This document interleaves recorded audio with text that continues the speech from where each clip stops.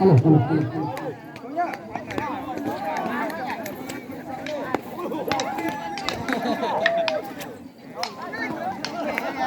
Alo, alo, alo. Bây giờ có một sao rồi, tiến vào với anh nhá.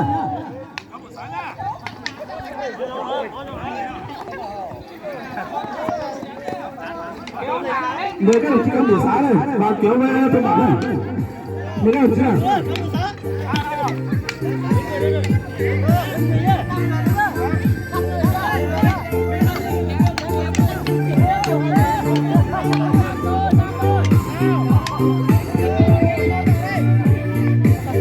Sau đây mời quý vị và bà con thưởng thức màn kéo co giữa cán bộ xã Tuổi Phèn và cán bộ thôn. Bên nào thua thì tí nữa phải uống 6 chén rượu.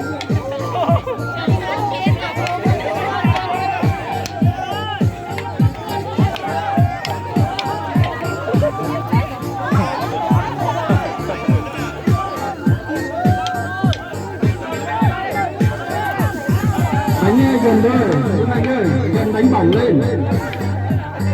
lên trời ấy.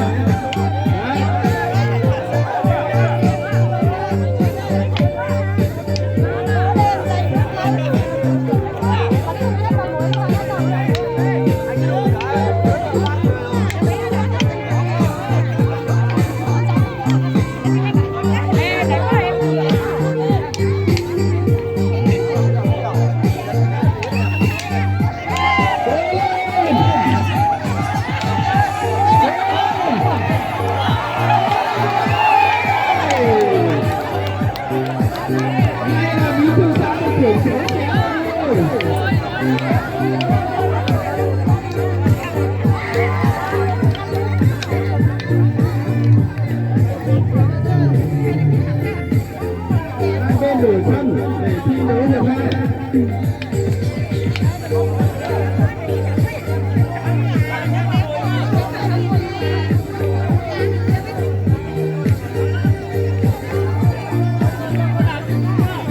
Ưu tiên cho đội cán bộ xã thêm một người. Cán bộ xã xếp cán bộ xã thêm một người.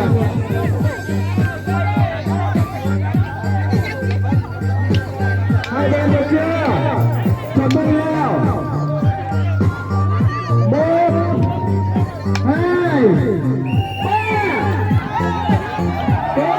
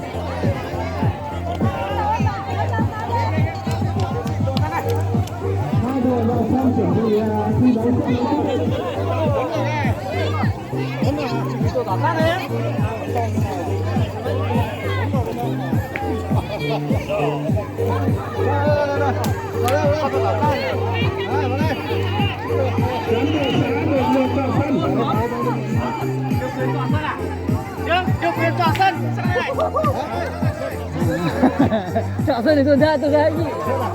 Sân thì dễ ra cái thắng.